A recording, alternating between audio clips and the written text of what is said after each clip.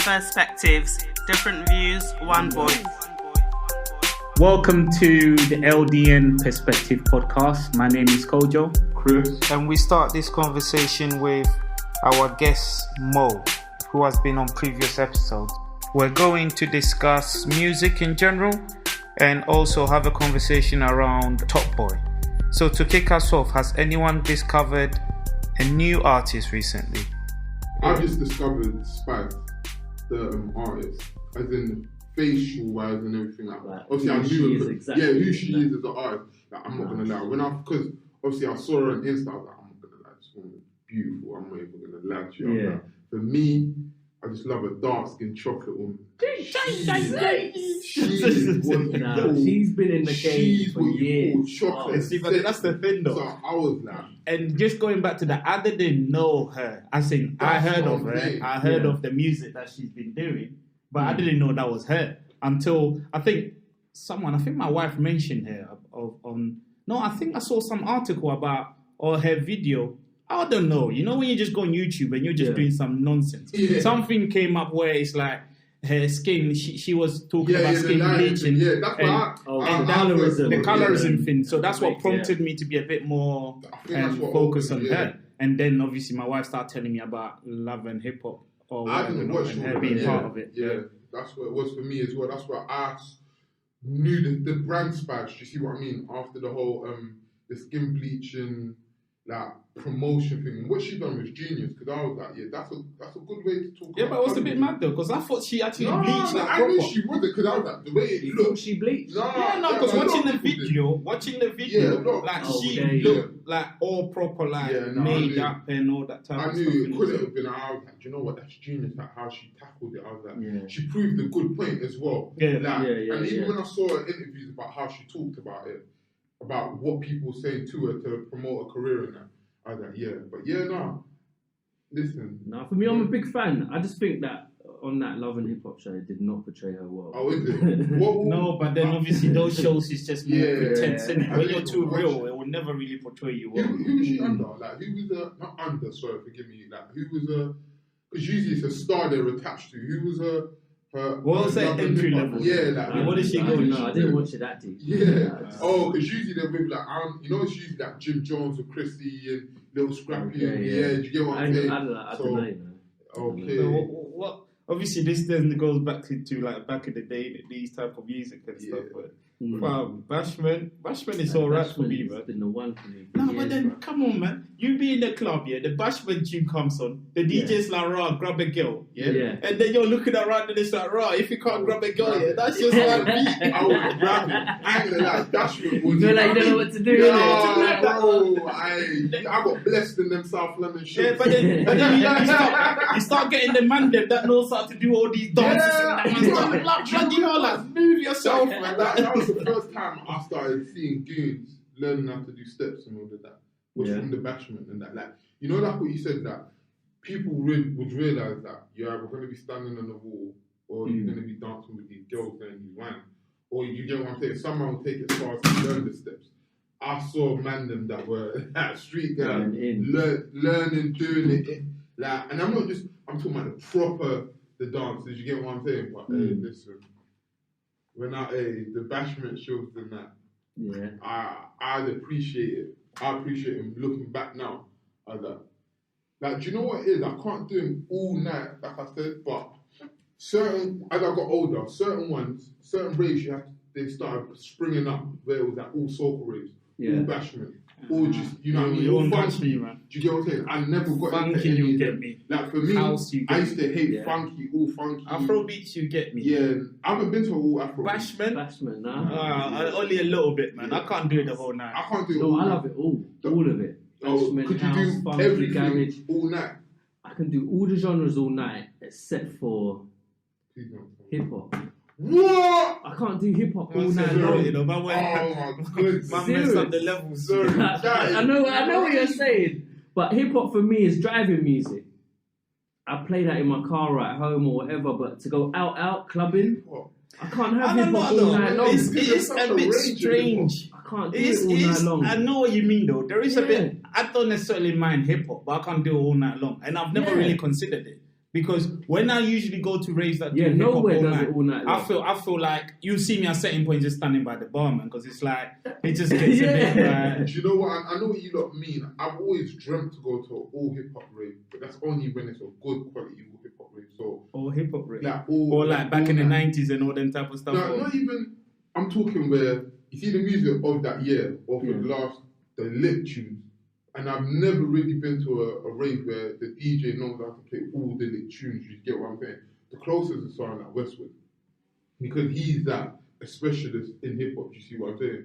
But there's not ever. They always have to mix it up and all of that to get the hottest tunes from other genres to make it a good night. You see what I'm saying? But I would always want the two that I said I could definitely do was actually the opposite. Mine's hip hop and old school garage. Old school garage, I could getting down for that. I'm not. I think. Do you know what it is? I think it's for me. Well, I don't know why you guys are not there in November, brother. I think, hey, loudy. Listen, look, the best concert I've ever been to has to be the Busta Rhymes concert I went to, Hammersmith Apollo. That concert was bad. I could imagine. But what made that concert even more bad was Westwood was there, Goldfinger was on the decks, and he warmed it up with Bashment, like one of the baddest Bashment sets ever, and then went into the whole hip hop. Yeah, but then it depends on it. If you're saying you made it bad, I wonder if I was there attending this event, whether I'll have the same outcome as I almost would be like, before the actual show started, like all this music was just over my head at a certain point. Because I'm guessing it depends on where you're coming from, innit? If you love him, if you like Bashment, then you can say, oh, that was bad. But if I don't really love Bashment, I'm like, okay. But then you would have loved the hip hop set after though. No, Bashment, I like Bashment. This is the stuff. I love Bashment, but only in doses though. I can't do a whole night. That's my only thing. Back in the day, that's how sets used to usually go anyway. Like it would be like a lot of like the top level Bashment. Yeah. Then they would go into hip hop. Yeah. Mix it a lot of the pop Bashment. That's what I could do. I could do the pop one. Yeah. Not the deep one where everyone's singing along. I'm like, what the blood is going on? When you go back to Jamaica, there's next tunes out there that you don't even hear down there. That's how I felt like when I went back home to Africa, like with the AfroBeats, like. I wasn't in tune proper with Afrobeats. Do you think so? Now, when I would know, maybe this is just me because when I'm in UK, I'm not gonna lie, I'm a proper like Western music listener. When I'm in UK, as in I listen to nothing but UK and US music. Do you see what I'm saying? I get out of that frame of like Afrobeats and that. But when I was in Niger, I'm not gonna lie, it was Afro. Like I was just, and that was the first time in my life that I'd listened. So like hip hop was like a third of my music. Like it was 2/3 Afrobeats. Everything else was hip hop mixed with everything else. You see what I mean? But before, like here, it's the other way around. I wouldn't really listen to Afrobeats. But then it's funny you say that. The reason why I said, because when I go to Ghana, I hear certain tracks that's not very popular here. It's not that I don't hear it here, because the listeners there, like the Ghanaians, there's certain songs that they love and they give more thin vibes to. Whereas here, we then get to choose certain stuff that we like. Do you know what I mean? Yeah. So I wouldn't say that. Obviously, a lot of the times, back in the day, it was different though, because you go there, you hear songs that people are vibes into, and then 3 months time you hear them here. Now I feel like it's more like it's like literally if it's banging off there, it's banging off here, because you have DJs that are going back and forth and stuff, so they get to sample what the locals like, and then they'll come here and introduce it. So I feel like that is more simultaneous and it's more instantaneous than it used to be. I think you get that mainly with the whole language thing. So like, let's say like with Ghanaian music, you're gonna get certain songs that Ghanaians will appreciate more mainly because they'll understand it better, as opposed to someone like me that don't speak Twi or whatever. And there's certain artists that they appreciate way better. Because they're speaking the local language. I think he's sick, bro. Yeah, but then that's don't get that much love. Nah, he's sick and he gets love in Ghana, but then there's other artists that get more love in Ghana. Like there's like the Shatawale, there's even Stonebwoy and stuff here. But those Stonebwoys, when they come over here, because of the type of music that they make, which is more towards like the whole patois type of thing, it feels a bit far-fetched, because it's like, is it really you? Is it not? Do you know what I mean? Whereas the Sarkodie, at least he's like rapping in his own language, so you could associate that's him just... I feel like that's why I'm not going to like Burna Boy balanced out the best when it comes to that whole Burna Boy is an artist. Do you get what I'm saying? You see that mix of mixing there, fusion, and still keeping it original. When he first came out, I'm not gonna lie, I was like on that fence of he sounds like he's almost like a Jamaican artist, almost like. But then he was speaking in the local language. He was showing influences from that, you know what I mean, Nigerian tradition and culture and everything. He's proper incorporating it in videos, everything he said and did. So that's when I feel that, especially the word of that now, you can't even deny what he's a genius with that in that aspect. I feel he's that. an artist. Yeah, he's an proper artist. brown. That's when he says African giant. Do you get what I'm saying? I feel that he proper embodies that, what he brought to the forefront. Yeah. And it's an excellent album, actually. Yeah, he's been doing it from day. It's just I get what you're saying. I think it's more his look. Yeah, is more. Some people might mistake it more Caribbean or whatever, and stuff like that, or a bit more Western. Like you wouldn't really associate his look with a proper Nigerian. But his sound, if you never looked at him and just heard his stuff, whatever, like you know straight where this guy's coming from. Yeah, I would say even now more. Before there was certain songs, there were certain tunes. It sounded a bit. Do you know what it is? But he's got bangers. No, he's got bangers from day, man. Yeah, definitely. I've never rated. I mean, not rated. His quality of music. It's just that it sounded like it leaned more to. You know, like a certain type of. It's funny you say it's that. Not bashment, it's reggae. You know, like that but then slower. You know, and even touching on that. Is it I Wayne? You know when you're singing ballads, but with a Jamaican, You know what? So it's slower and you can smoke to. Like they've kind of infused it. They've infused the Jamaican sound with the African sound because even you know that girl Coffee. Is that how you mentioned? Obviously, she did a cover of. What's that song that Bernard? She sounded fine. Like obviously because one thing I realized is that a lot of the hooks and verses in there is actually done in English. Like obviously there are certain bits and bobs that I think, but she did it fine. And obviously when she was doing it with her patois, it sounded so original. Do you get what I mean? It's not that it's not Burna Boy's song, but it really sounded like a song that a Jamaican artist could have easily done. Yeah, you get what I mean, with the African kind of like AfroBeat fusion type of twist to it, if you get what I mean. But it sounded really good. But is that more confusion because there was a similar song? No, it's not confusion. I say a fusion. No, in terms of the mind wise, like how it sounded so natural because they had a song. You remember? Yeah. No, but I wouldn't say that's closer. That's not closer. That's a whole different. I wouldn't say that's closer. Yeah. I think that's a whole different thing. Yeah, I think it's a different thing. It just sounded because of how she pronounced the words. So the same words that Burna Boy was saying, how she pronounced it with her accent sounded way more authentic. Do you get what I mean? But that's the thing though. But then I think that whole type of thing is very interesting because then I wonder how.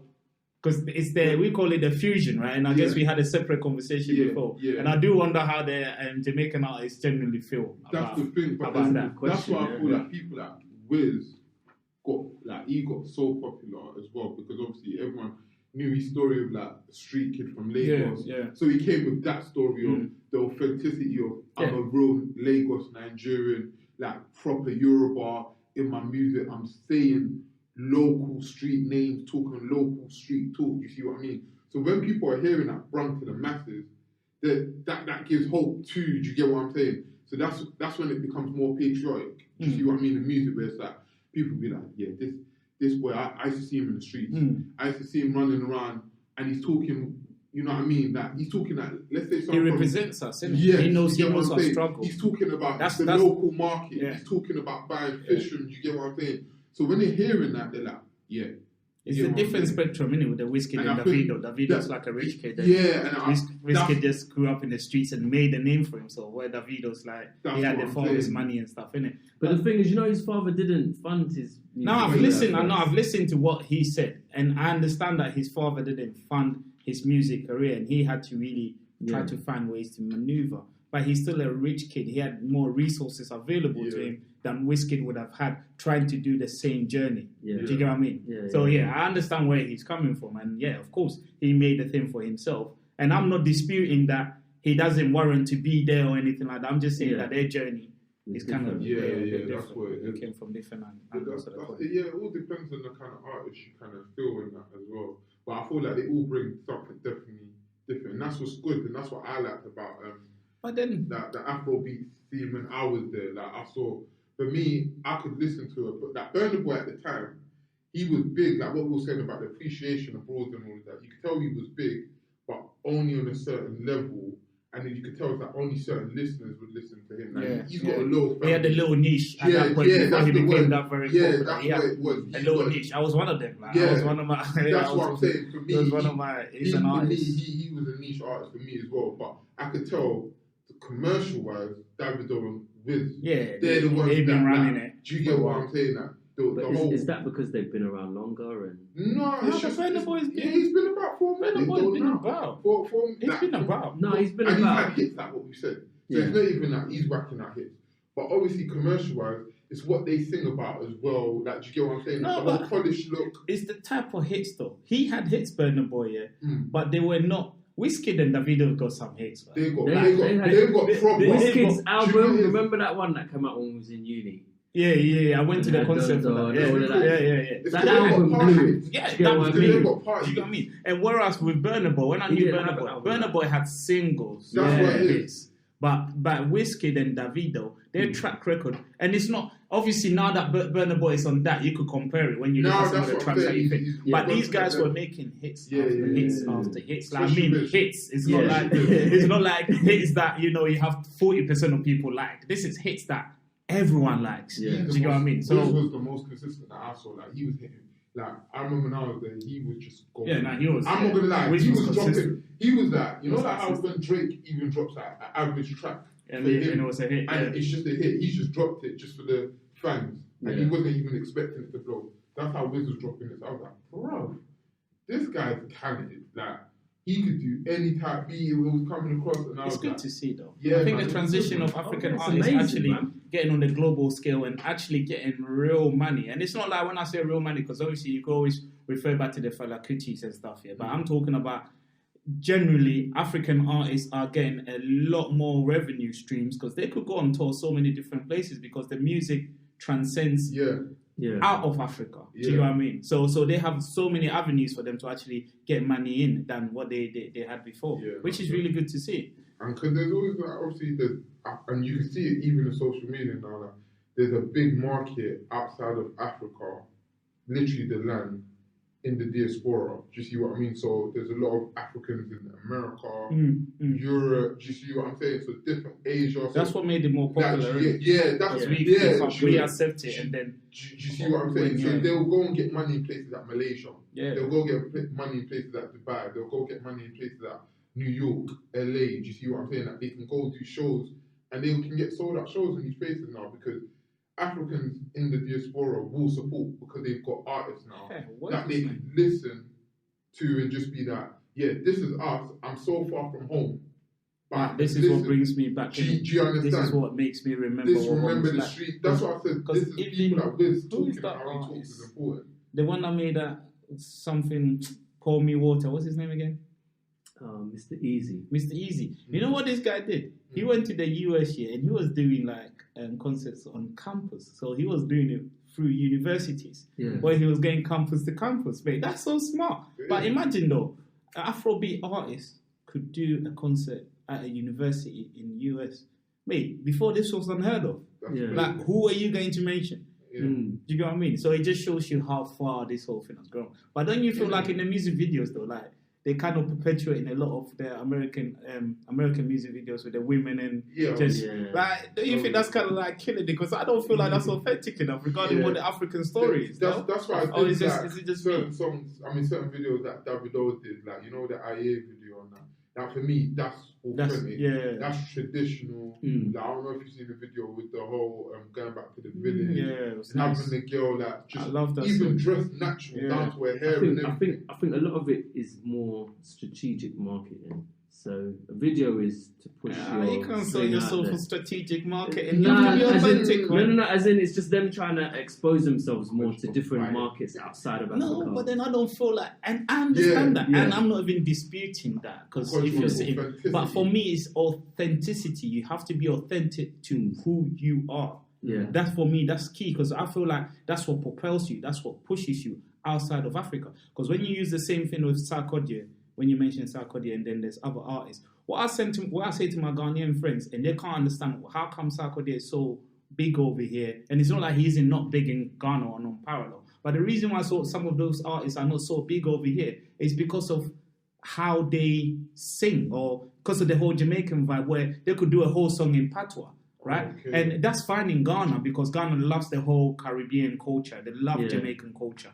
But then when that leaves Ghana and it comes over here, and you have a listener here listening to this guy singing a whole song in patois, then what's the point? You might as well go to a Jamaican artist to hear that. Do you know what I mean? Yeah. It loses its thing. Hence the reason why I mean authenticity is key in propelling you to what you need to be doing, because it creates that originality as well for you. And the thing is, the idea of it is they're meant to be bringing Africa to To the world. Like literally. Not bringing America to the world. Yeah, they're meant to be, because like if you look at everyone's culture with the music. but also at the same time, you got to remember these particular artists.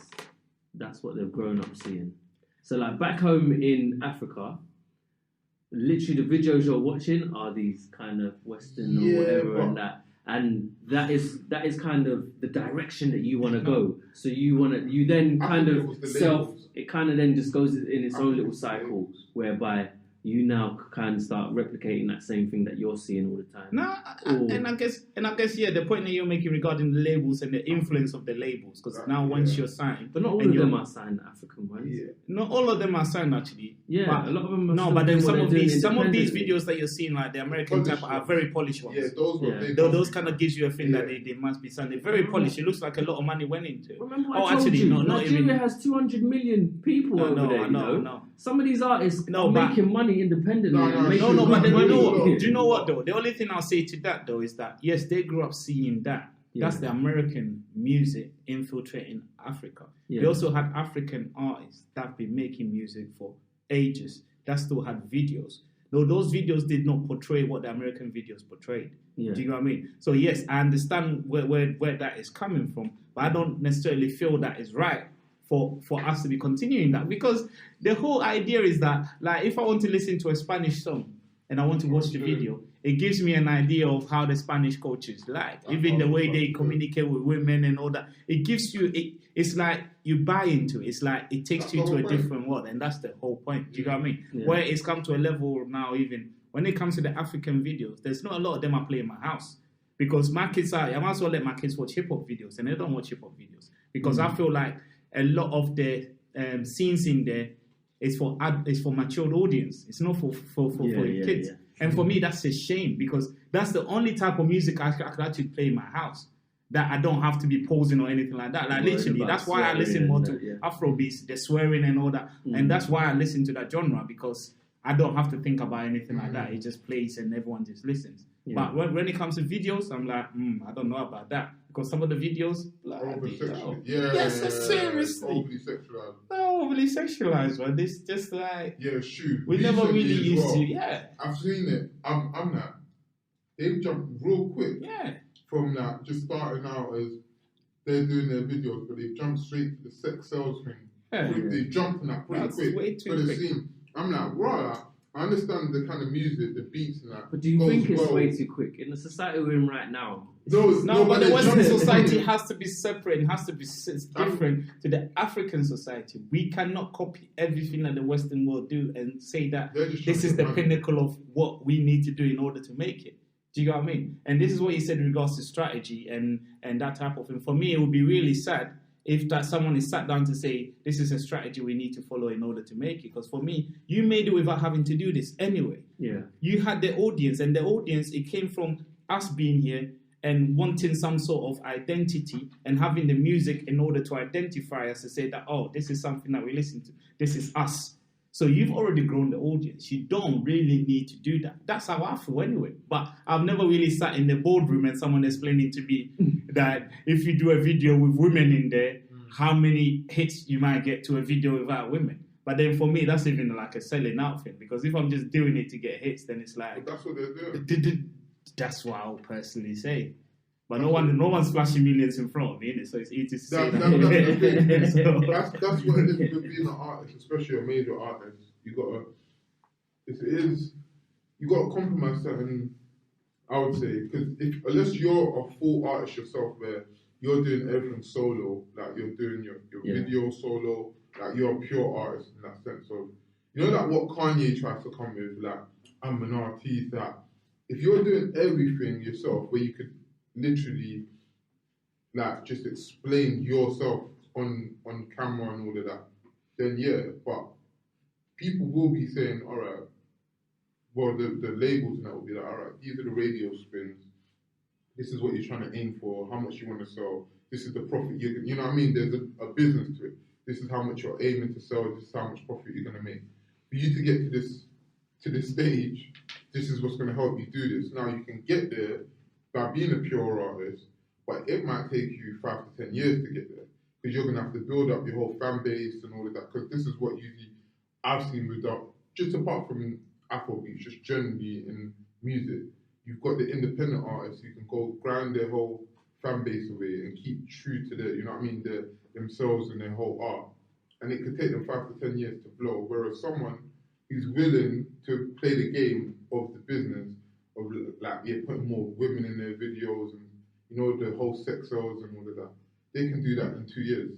But that's when Burna Boy was interviewed. That was quite enlightening, what he said regarding that type of stuff, where he felt that the reason why he didn't blow so quickly compared to some of the others is because he was keeping his originality. There's certain stuff that he wanted to do. And you can see obviously from him, when you look at some of the influences from Fela Kuti, I feel like his family were quite close to that. So that whole originality and me being able to manage my own finance and make sure that I'm putting things out there that I want to put out there, rather than putting things out there that's been dictated for me. That was quite coming through from what he was saying. And that was part and parcel. Hence the reason why. So if you think of that trajectory of how long it took Burna Boy to actually hit the pinnacles that he's hitting now, compared to the people like Wizkid and Davido, they had a smoother transition. They really were just shot to the limelight really quickly. Whereas Burna Boy was more of a gradual, of a building block. Yeah, you know what I mean? Especially when there's already. But that's where the longevity comes though. That's the thing. And I feel like that's where the longevity there's already lanes that's carved out for you,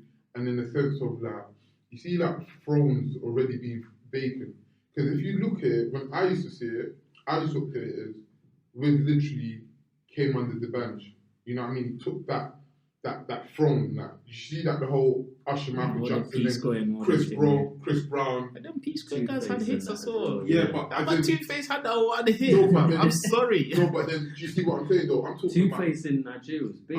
It was big, but he had that African Queen hit. That was like his one hit wonder until he came back again. But so I'm talking, when I say the lane, I'm talking about in the sense of the crooner or for the girls. You get what I'm saying? The artists that the girls that they can make you dance in that at the same time. Obviously, Two-Face was more crooner. So obviously it was Two-Face first, then it was the bunch. He's the one who came more the Coco girl thing and all of that. He brought a bit more of a branding with it, and this is when it started bubbling the scene. You see what I'm saying? Then Wiz was that new young. Where does Peace Corps go into this? Because they were releasing releasing bangers after bangers after bangers. They were a different lane. You see what I'm saying, compared to the solo artists, because obviously they were a duo winning. So they're literally their own lane. We would say P Square, but I'm talking about just obviously the steps. I feel like obviously Wiz, because the bench, he went quiet. It was easier.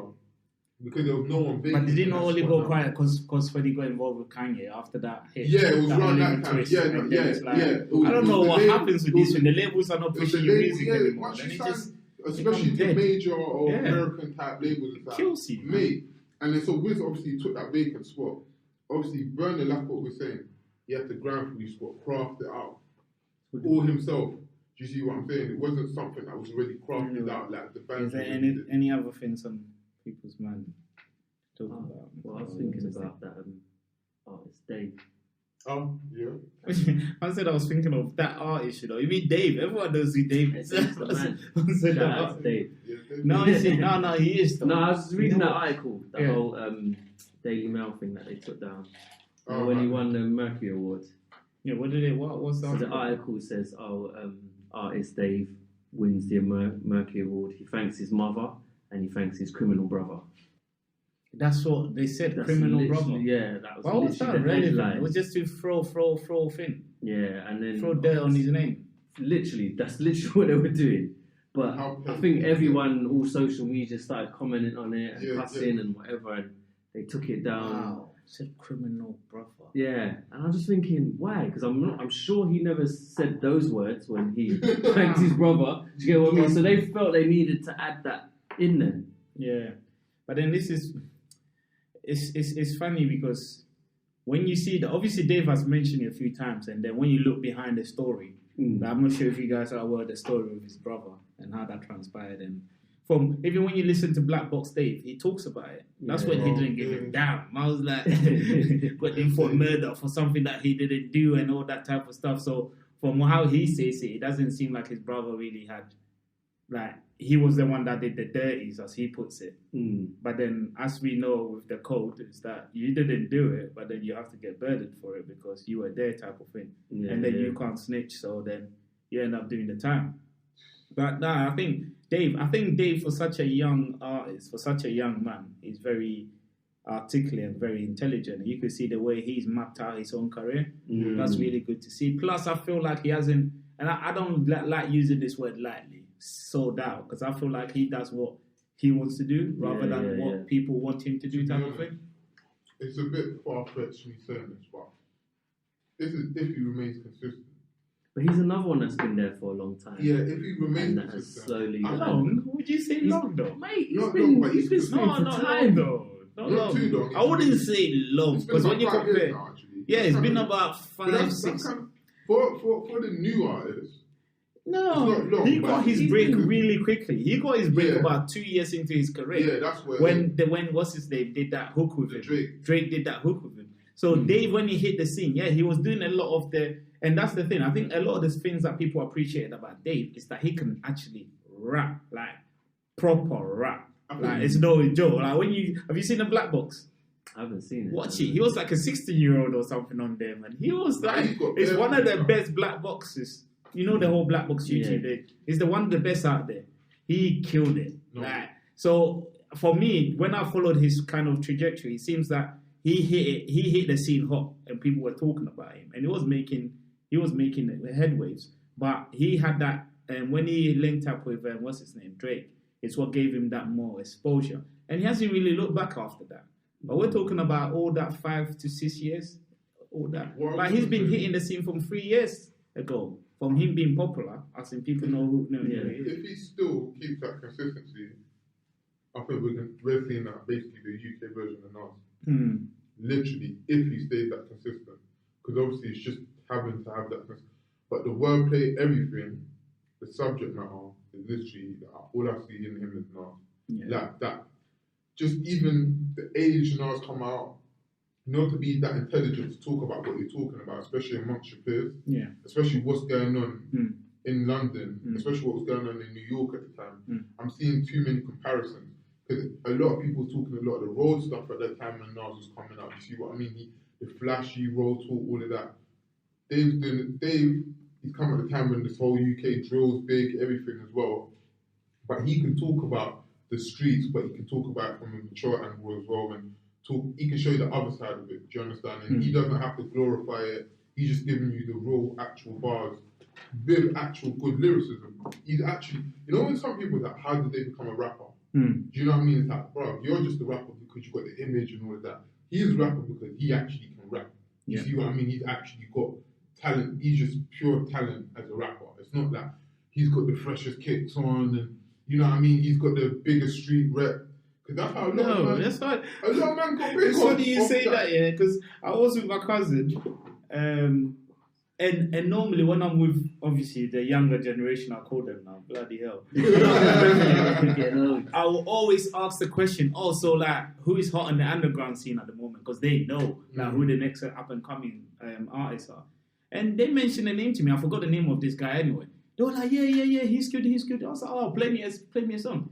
I'm listening. I'm like, what is this? This guy's like some bubble gum. He can't even like proper like ride the beat. I was like, why is everyone going crazy about it? Oh yeah, he's about this swing, you know, like he's a proper trapper, like he's on his. That's all it's about. He's not a rapper. Like, he's not a got a rapper. name for himself. Do you know what I mean? And that name is kind of propelled him. But that doesn't last a thing of time. Like it doesn't.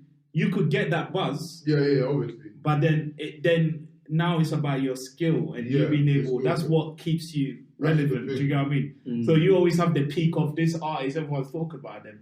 Then all of a sudden, no one really hears about them anymore because you need some sort of. You gotta be able to rap, man. Yeah, you have to be able to rap. Oh, I don't know. Maybe it's make not about hits. rapping. Make hits. Yeah. In the new era, it's making hits. Make hits. You can't make Is that hits. like what that Tekashi 6ix9ine? Yeah, but you know Just what? made- You see that Yeah, Tekashi he guy. just made hits. What is even going on with that He guy? was- Because that story keeps surfacing. I keep Wait, going. what?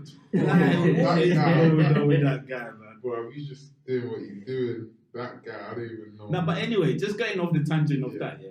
When talking about Dave, have you guys seen what's that thing on Netflix? Top Boy. I Yeah. watched all the last episode. I watched it. that's I was very impressed. I was liked it. extremely Okay. impressed. I liked it. Hey, He goes this. I'm much better than any of the other forget even seasons. just Dave. Yeah. Forget even the Oh, show. yeah, I'm yeah, talking yeah. about the Show. show. The I was show impressed. was excellent. Yeah. I didn't know about the first episode. Oh, is 30 it? minutes into it, I'm thinking, what the flip is going on here? Because it's Yeah. like, Oh, they you watched just- the No. first couple series? no, I mean the new, because this is like season 3. Yeah. Right? The first episode where he's in Jamaica, and then I'm Yeah. trying to work out like, what's going on here? Yeah.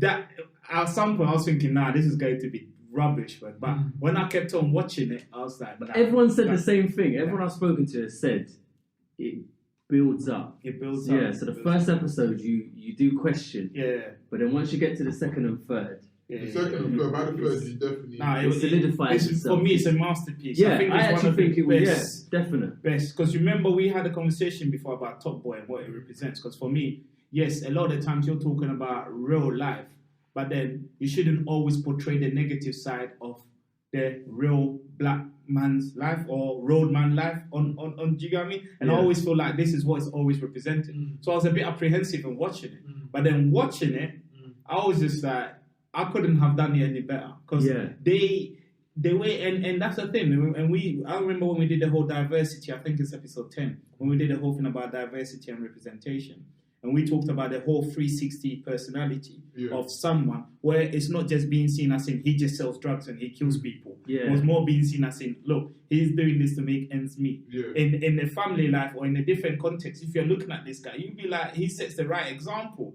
because you're looking at him from that view. So when we're talking about that boy, I forgot his name. What's his name? The one that he had 2 younger brothers that he was looking Jamie. at. Jamie. I've seen that. So the story with Jamie, on road, if you know Jamie is the one that will come and get you. Like he's the boss man on road, isn't it? Shoot you, whatever he has to do to keep his thing moving. But on the other side, if like you're a teacher or you're someone that knows him through his other brothers, you'd be like, oh wow, this story, like your family, you lost your family and you stepped up and looked after your younger brothers. You've really taken a responsibility to do that. So in that light, this is someone that is like a good role model for others to follow. But then on the street, like if you're looking at this guy, you're like, raw, this guy is wild off. So for me, it captured the essence of a person, of a human being. It wasn't just a thug, someone that's just doing senseless crime. It actually showed you a bit more, a multi-dimensional thing about It of that. humanizes the savages. That's what it does.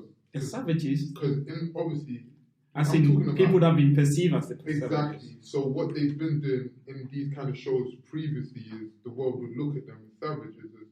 That's what I said. I think in the podcast we did discuss this of what gets perceived when people watch it from the outside in. So when they're not from that life, they're watching it like it's a wildlife show. Yeah. Do you understand? Yeah. So they're watching it going, it's like being in a safari. So they'll be like, oh, those tower blocks there. Don't go there because they're just savages. They're just guys that will rob, eat you, do just like what you would do in the safari that there's tigers, you know what I mean? Don't go there, this and that. But what it does is these kind of shows that we was talking about. I think there was some YouTube series you lot was recommending at the time, but obviously back to Top Boy. What it does is in this series is obviously it's showing you the other side of street life and obviously showing them as humans in normal society. Do you understand? So not as savages on the block.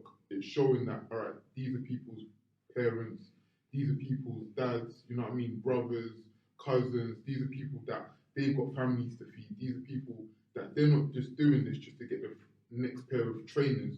They're doing this to actually put food on the table, just like a working 9-to-5 guy goes through his stress trying to put food on the table. When it shows you the extent of why they do it, do you understand the reason? Even that how they were born into it. Like, do you understand what I mean? Like Kano's guy, little guy, like how he was just born into story, that. Man. But then there's a lot of, and this is the when thing. Kano was asking him, what happened to your mum? I know. She did it. Well, how did you even say it? It was so nonchalant. It was like he's numb to it. Like, yeah, it's like, yeah, she died, didn't it? The thing is, but they cut off her leg. It was like, but how is that relevant? It's like, there was, and it's just like hearing the whole story. This is like real life because growing up, you know people that that's have, what I was like, about to you know say. what I mean? Like, growing up, you've met people that have gone through some of these things where it sounds so far fetched, but that is real. It's like real people that have come out their house and no one knows where they are. No one cares where they are. These are the same people that you're running around with, but their threshold of what they would do because they have nothing to lose is totally different from what you're going to do. Do you know what I mean? So me watching it just brought me back to growing up and some of the situations I found myself in, some of the people that I knew, and I was like, wow, like I haven't seen anything in the UK that has captured the essence of some of these struggles that people have in these neighborhoods than that. And that was just a revelation in itself. See, that was me going into it because I was more thinking about the previous 2 seasons. Yeah. And then obviously this whole conversation that was about the perception of black people and negative light. And I felt from the previous 2 seasons, those statements were justified. Yes. But watching, that's what I said to you before. But watching this 3rd one, I completely was like, nah. This one is completely different. You can't compare it in the same light as the other ones. And I would actually recommend other people to watch it and tell them to go watch this. Yeah, because you know they're not going to get that one-dimensional view. I tell you why, though. I mean, you lot seen a pattern as to why there is. If you look deeply into it, the reason why is because all the other ones we've previously seen like this is either they've been one-time films or they've been greenlighted as only one series. So what you get to see is with this is we would have only stopped at 2 if basically Drake never got involved. Do you get what I'm saying? And this new series would have not carried on. So what it is they've had time to basically give everyone the background characters. Do you understand? What it is when you not really, because they got Jamie was completely new. Jamie was he was completely new. And his story was. So you wouldn't have saw Jamie before that. Do you understand? So you see what you lot are saying. You lot would have only had that view, like what you're saying, of the first 2 seasons. So it would have stuck as that. That would have been all we would have known as Top Boy, as that perception of the negative connotations of what happened. You know what I mean? Of the black. They did 2 seasons of Top Boy, and I think it was how many? 4 episodes of each season or something. So they did like 8. It wasn't much. I know, and no one caught me on this. I'm not sure the exact thing, but I mean, so I understand where you're coming from. So basically, what you're saying is that they have a bit more time, so they could do the whole background story for people to really understand what the characters are about and stuff. But what I'm saying is that they had 8 episodes to really paint a picture, and this is what my main reason is. It's not that I didn't enjoy Top Boy. I enjoyed Top Boy because it was just senseless. Senseless violence to a certain extent. Like not a senseless violence, because I grew up and I knew people that were doing some of these things. So you can relate to say that growing up here, people were getting shot, all that type of stuff, right? But for me, the reason why this was a really eye-opener for me, and the reason why I loved it, first of all, was that whole 360 angle of a person. Secondly, it was about the representation of even women in there. If you watch it again, you see most of the black women in there, they had a natural hair. Yeah. Most of them in there. There was only one person in there, that was the that girl that shot in Sister or something. Who Yeah, had a yeah. perm. But everyone, even Kano's ex, when Kano makes the ex again, she had hair, she was just holding up her hair or whatever. Yeah. So they read the cues in regards to how this needs to be represented. Yeah. Where even for that black woman, they made sure, and that girl was beautiful. I didn't even. What's that girl's name? The one that Asha D and her kind of hooked up. She's an artist. But she's beautiful still. My wife best not listening to this. No, seriously, when I saw her, I just thought, raw, like, she's a very beautiful girl. The one that was looking after Asha D's mum. Oh, yeah. I know you're talking about Little Sims. Little Sims. Yeah, I heard of her name before, yeah. But yeah, let's not stick on the beautiful. But you know what it is. What I was trying to say is, obviously, the reason why I feel like the first two would have been like how it was is that I feel like when most of these shows get signed on to get broadcasted on major TV, obviously there's that obviously the pilot, and obviously they get shown what the shows, what that, let's say the director or the producer has shown them, all right, this is the show we want to give to you. But what it is I feel like they get told is, all right, you can do the show, but this is what we want to see. This is what we want to put on our TV screen. So I feel like they would have only come with that shortened version because they feel like, all right, this is the action the BBC or whoever wants to see. Do you understand what I mean? So you see this extended series 3. I don't even think this was even meant to come out. Do you understand? Before whoever got involved, like Drake and whoever, I thought that it might have been there in the background. So the only other show that I can relate it to is that The Wire. Like, I'm thinking. Sorry, not to cut you off. In terms of what you're just saying now, how I'm getting what you're saying is, they always plan to do it like the third season, but the first two, because they had to follow how the BBC wanted it or whatever, it's got delivered in that It's not even that they plan. No, it's not even that they plan to get. I don't feel like they even get the first season. Really, do you understand that? When it's that. And was it on Channel 4 BBC? It's whatever show, whatever.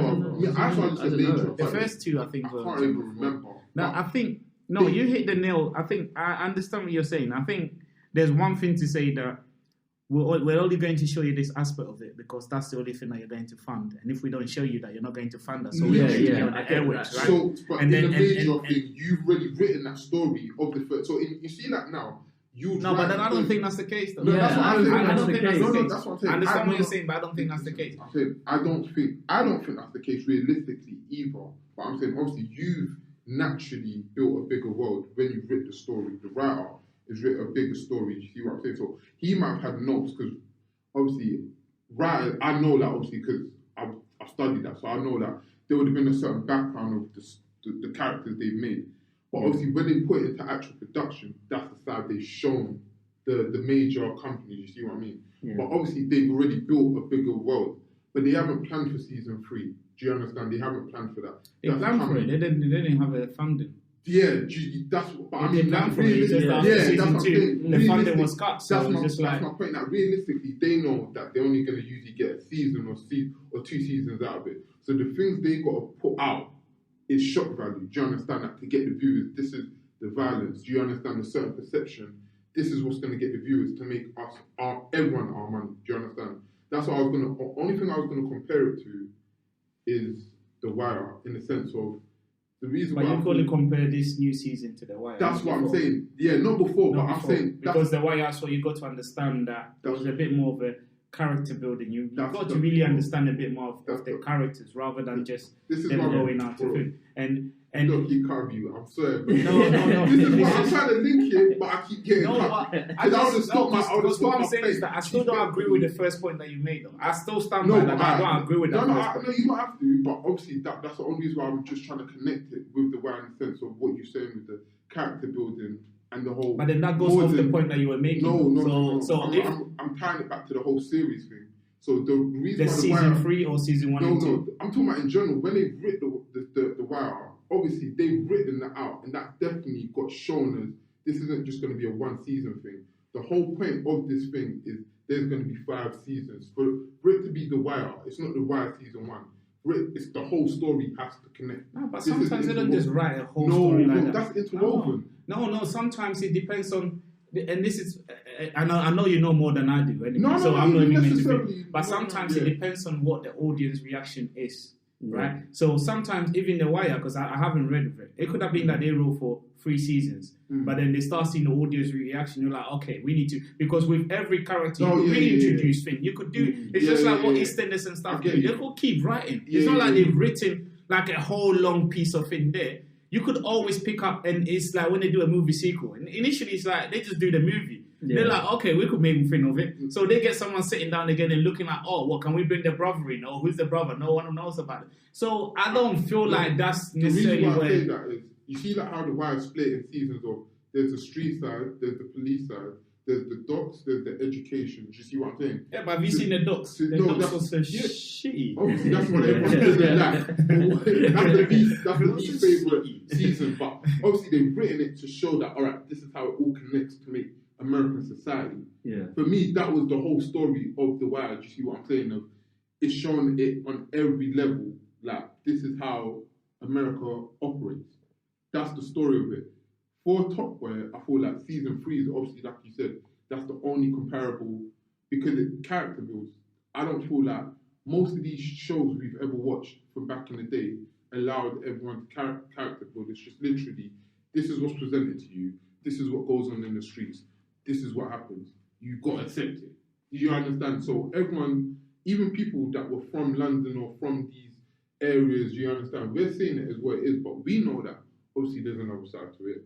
We all know, do you get what I'm saying? The people that live in this community. I'm not disputing that. So my thing is then, is that a case whereby you could create any type of show or whatever? Is it more how it's done as opposed to what is being portrayed? I think it's more when you say how it's done. Yeah. What do you mean by how it's? So in essence, it is a show about gangs, drugs, whatever, blah blah blah. Yeah. And in that essence, some people might see that as a negative light. Yeah, regardless of how you show it. Yeah, do you get what I mean? Yeah. So, but it is, because for me, I really liked it.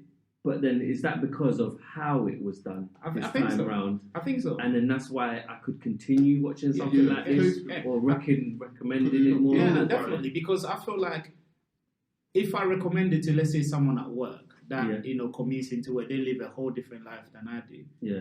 They will actually understand the struggle of some of these things that they've seen on TV, where it was only a one angle type of thing. Yeah. Where, as you said, and we've seen this being repeated over and over again. You even hear, I think one of the directors that did like Kidulthood and stuff, when he was being interviewed, they were just talking about some of the times the reason why you see a lot of these movies being portrayed in the same way, violence, because that's the only thing that they'll get funding for. Yeah. Right? So if you want to be a director or you want to be film, then like, it's not that you're selling, but then that's the only avenue that you have. Yeah. So when you are someone that is living outside London and you don't know anything about the London culture and you're seeing these movies, it just becomes they're very animalistic, they're very senseless, some of the crimes that are being committed and stuff. So you don't really fully understand the whole journey behind it and why some of these people, even the environment that they're in and why that environment generates that. Because even when you watch Top Boy, there was one part where I think they lost people selling drugs for them, and then they were told by actually you need to hit the streets and recruit people. Yeah. And they were going up to people that were going up to college. They're hustling them, and they were saying to young kids, I'll buy you chicken and chips and stuff. And that chicken and chips is representative of what the actual issue is at the moment. Yeah. I do football reviews, and for some reason, it's not like they don't eat good food. This chicken and chips thing, you told them that, they'll be running to the shops with you. Do you know what I mean? Yeah. So it was very representative of how some of these youths could end up being in gangs. Yeah. Do you know what I mean? Because it showed that angle of it. Yeah. Even though it was a story building to say that, our rivals have attacked us and whatever, no. It still then went down to that granular level of showing how you could recruit some of these youths. And then some of the issues where it touched on immigration, it touched on children behavior in school, it touched on the teacher trying to make sure that that child is still being looked after, trying to see some of the issues that the parents might have. So this is what I'm saying. So even though there was a lot of those different violence, it touched on things that are quite relevant at the moment. Because then you look at the whole, the Windrush generation and people being sent back and all that type of stuff. Yeah. And then they talk about Commonwealth, but that Commonwealth is not just about Caribbean. Commonwealth is about Africa as well. So that even that scene that you see in there with that boy and then the mum having those type of visa issues. It could easily be some of the messed up things that Theresa May, when she was the Home Secretary, the decisions she made then leading to that. Do you know what I mean? Yeah. So this is what I loved about Top Boy, because it gave you a real representation of decisions that are being made above, how that trickles down and how that affects the common person, and how that can then lead to someone taking that decision to say, because that boy, what do you have? I might as well be in a gang. They'll look after me. My mum can't look after me. My mum needs food. My mum can't go to work. This creates an issue within these communities. You know what I mean? So for me, that's what I loved about it. And that's why I keep on saying that regards to what I've seen in the UK, you don't really see that, talking about these stories like that. Yeah. You know what I mean? And even when you were even when you had a girl trying to protect her sister, when her sister really messed up, do you know what I mean? And Ashadi's girlfriend trying to protect her as well by lying to Ashadi that she's not there. And even Ashadi lying to Kano. I haven't seen all of it. Sorry. For me, so because my concern really is, I know one of the articles that I meant condemning this new season of Top Boy was. Well, there was an article condemning it. I need to look for it. Yeah, was it I think a lady called Miss London or something like that. The comedian. Yeah. She wrote it on a really big platform as well. I think I've come across it. And one of the comments, I believe, in there was her reluctance to support any shows like this because of how it portrays the black community negatively and stuff like that. But then I feel this show has actually more helped the black community in a sense of giving a different directory and perspective and investing in a good storyline or production, and you can actually create a very good show that would open people's eyes a bit more, give a 360 view, and it doesn't have to be on another show that is to do with gangs. It could be a completely different thing. Do you get what I mean? But the thing is, it needs that starting point to open people up to funding or investing more in such particular shows. So I felt, for me, that stance of not supporting and then condemning it in such a big platform and light was kind of I always find it quite interesting in that sense. I did come across this Miss London, but initially when I saw the article, I hadn't seen Top Boy yet, not the new season, because I was more towards what she was saying. Because before the new season came out, we had a conversation on here. So Chris and myself were going back and forth on it in regards to how is that seen on mass media, whether it's a negative thing or a positive thing. And I think one of the key points that Chris was making was that it's just showing life as it is, regardless of whether it's negative or positive. That's real life, so it's just representing that. And I guess from my standpoint, I was just saying that it's just representing one side, one very small side of that life. Do you know what I mean? And I guess if I didn't watch season 3, I'd have still stuck by that because my initial view was based on season 1 and 2. Yeah. So I wonder whether she actually gave it a chance to watch season 3 before she wrote the article, or she just based her assumptions on the first two seasons. But I feel that that's where, in saying that what we're all saying about how the representation, and I feel like we've obviously got to write these stories, whoever's putting out these stories, we've got to write these stories for the character building, if they are going to do it. Not even just the character building. Because what I compare it to is, alright, for me, people talk about what represents black culture and black men in their negative light. Now, I can only compare it in film-wise to, let's say, the Italian-American struggle. So, in America with the immigrants, how would people view, let's say, a Scorsese where he shows the Italian-American struggle quite in a pure light, but it's not a negative light. Do you see what I mean? It's authentic. It's it's not just him as a director, just things like The Godfather. Do you see what I mean? To a lot of Italian-Americans at the time, they saw that as that's representing us badly. But also, there's some that will be like, well, it shows what it really is. Do you see what I mean? It's two sides to everything. Do you see what I mean? There's films like The Godfather, and for me, people. The reason why I say Scorsese because he does obviously the Irish Americans that were gangs in New York. He shows it from The Departed. He shows that the whole everything, the character building. He shows he brings in religion into it. That what's important to the immigrants. You see what I mean? As to why they would still be, let's say, violent and religious. Do you understand? Because it's showing the kind of struggles they've come from, where they've had to pray to even get to the land, and that you understand that they're grateful to God that they even live in, but then they still have to be violent to feed their families. Do you see what I mean? It shows those kind of things where it's giving you that all in one film. Whereas that's what I'm saying is when it comes to the black culture and black films, if we was to get that kind of opportunity, what gets green lighted is, mate, I don't want to hear about all of that. I want to see 5 gangbangers versus 5 gangbangers. Do you understand? And that's all we want to see right now. Is we want to see what's going on in the streets. So we want to see youths killing youths. That's what's going on in the street. But as someone that's what I'm saying, that Scorsese or back in the day, they're showing you everything. And I feel like that's all it is now we can get the season 3 Top Boys and you know what I mean, The Wires, but that's what needs to be shown if we're gonna do those kind of films. Because like we said, we're tired of it. We've seen it. We've seen the whole street stories and that, and obviously it does represent us negatively in the bigger picture. If it's just that dimension, but you've got to show everything. Just to add to that, though, I always feel like, and even on this Lauren London article type of thing, it's even interesting in the sense that she could have still watched it and still said it shows us in a negative light. And with that still said, it's not necessarily that she's wrong in that saying, because I always compare this to the actual. If you think of black people in the UK and you think about the amount that are actually committing crime or amount that actually living that life, I don't think it's a big proportion of black people that are living that life, right?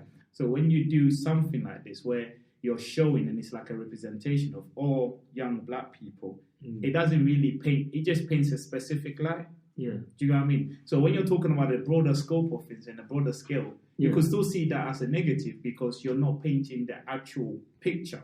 Because this is not just, it doesn't affect all young black people like that. Young black people don't all go through that. It's a small percentage that are involved in such things. So I could understand even from that perspective why she will still say it's a negative light, because you're focusing and you're drilling down on the negative things that are happening rather than having a movie about a black person that's gone to Cambridge and being thin. Where are you going to see that? You're not going to see that because it's not what they want to see. Do you know what I mean? So I could still understand her train of thought and why she would say that, if you get what I mean. You know what? I get that as well, but I think, like all those other things you mentioned, that it showed in the thing about how someone's parents shows you the struggle, how the struggle came to be. But it kind of just shows how that life can interlink, even in the other different aspects of other people's lives that may not be about that life completely, but that association kind of comes to in their vicinity in some kind of degree, or a young child growing up in that part of London experiencing those kind of things and having those kind of difficulties. I wonder what people think about our whole conversation around music, especially around AfroBeats, and how that has grown over the years and what has actually sustained it. And maybe what people think about Burna Boy's trajectory from where he was a bit underground and had that niche, if they have anything to add to that. And then, if anyone's watched Top Boy, it would be good to hear what your review on Top Boy is. Do you think it's negative? Do you think it's positive? Do you feel like it's just painting some of the issues that we have within our communities, and that story needs to be heard? And we should be showing more of that. It'd be good to hear from you guys. Thank you for listening to this episode of the LDN Perspective podcast. Please get in contact with us. We want to create more of an organic platform. So if you have any questions, please check our Instagram page, which is LDN Perspective. You could also reach us on Twitter, Perspective LDN. And please, you could always drop us an email at ldnperspective@gmail.com. Thanks for listening.